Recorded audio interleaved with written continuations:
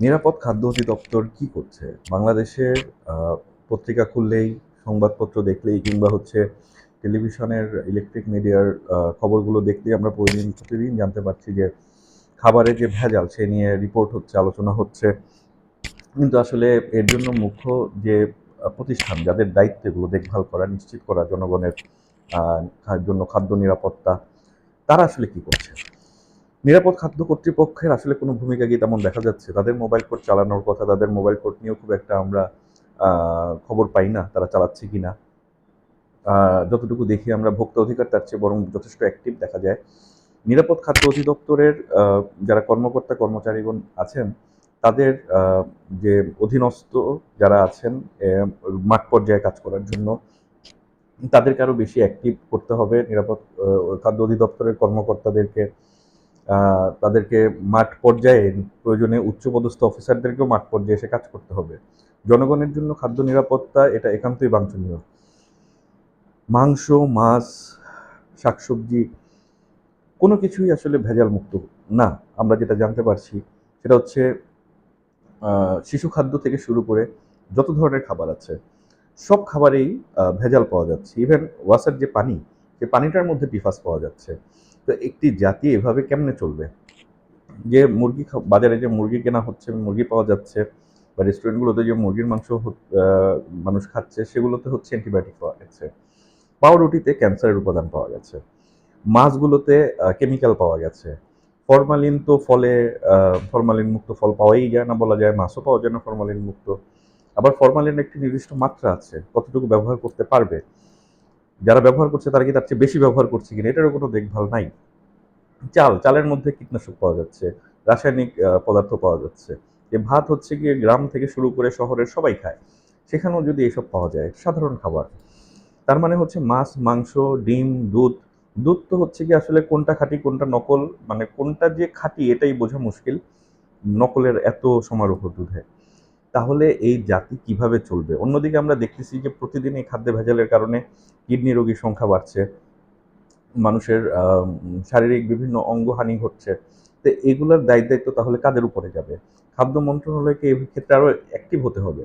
খাদ্য অধিদপ্তরের ক্ষমতা বাড়াতে হবে। খাদ্য অধিদপ্তরের মহাপরিচালক হিসেবে একজন সিনিয়র সচিবকে দায়িত্ব দিতে হবে, একজন সচিবকে দায়িত্ব দিতে হবে। তিনি যাতে আম আ কোনো সিন্ডিকেট বা কোনো কিছুকে খুব একটা তোয়াক্কা না করেন। তিনি যেন আম তার মতো করে কাজ করতে পারেন। সেই স্বাধীনতা দিতে হবে। তবে অবশ্যই এক্ষেত্রে সচিবকে সৎ একজন ব্যক্তি হিসেবে চিহ্নিত করে তাকে দায়িত্ব দিতে হবে।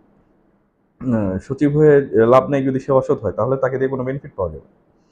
সিনিয়র কর্মকর্তাও হতে হবে এবং হচ্ছে গিয়ে তাকে সৎ হতে হবে, দক্ষও হতে হবে, নৈতিক হতে হবে। সিন্ডিকেটের বিরুদ্ধে অবস্থান নেওয়ার মতো শক্তি থাকতে হবে, নৈতিক শক্তি থাকতে হবে। তো এ না হলে নিরাপদ খাদ্য তারা কিভাবে নিশ্চিত করবে? আর খাদ্য মন্ত্রণালয়কে এক্ষেত্রে তদারকি আরো বাড়াতে হবে। শুধুমাত্র ভোক্তা অধিকার এনাফ না। মূল যে দায়িত্বটা যারা পালন করে তারা হচ্ছে নিরাপদ খাদ্য অধিদপ্তর। খাদ্যের নিরাপত্তা তাদের দায়িত্বে। বিএসটিআই যে সিল দিচ্ছে, এই খাবারগুলো কি আসলে খাবারের যোগ্য? এগুলো কি ভেজাল কি না ভেজাল এটা বোঝার কোনো উপায় নেই। সব খাবারই দেখা যাচ্ছে বিএসটিআই সিল আছে, গুটি কয়েক খাবার ছাড়া। কিন্তু এই খাবারগুলো আবার টেস্ট করতে গেলে দেখা যাচ্ছে যে খাবারের মধ্যে ভেজাল। তাহলে মানুষ কি খাবে? শিশুরা কি খাবে? ফলমূল তো বাংলাদেশে খাওয়াই যাচ্ছে না। এত দাম, তার মধ্যে ভেজাল। তো মানুষ এত দাম দিয়ে ভেজাল কেন খাবে? বাংলাদেশে কোনো কিছুর দাম কম না, কিন্তু প্রতিটা জিনিসই ভেজাল। ভেজালও খাচ্ছে, অতিরিক্ত টাকা দিয়েও খাচ্ছে। তাহলে এই জাতির উন্নতি কিভাবে হবে? না হবে অর্থনৈতিক উন্নতি, না হবে স্বাস্থ্যগত উন্নতি।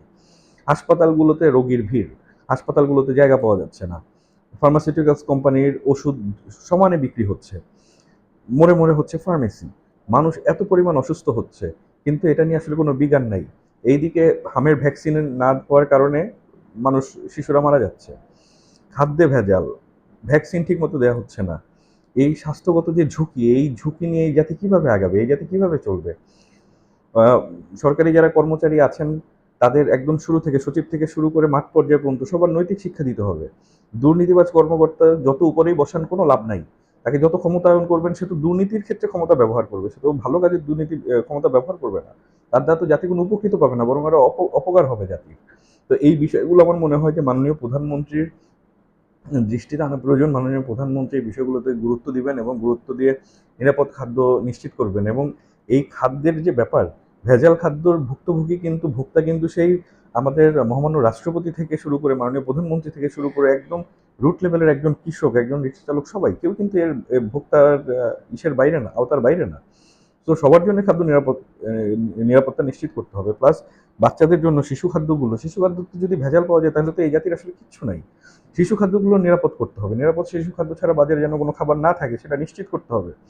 পাশাপাশি দেশের মানুষের নৈতিক শিক্ষা, নৈতিকতা ট্রেনিং দিতে হবে, নৈতিক শিক্ষা বাড়াতে হবে। টিভিতে, মিডিয়াতে নৈতিকতার অ্যাডভার্টাইজ দিতে হবে। এগুলো অনেক কিছু নিয়ে সরকারের কাজ করতে হবে। নাহলে জাতির আসলে আম ভবিষ্যৎ যে আসলে কোন দিকে যাচ্ছে বলা খুব মুশকিল। তো যাই হোক, আপনাদের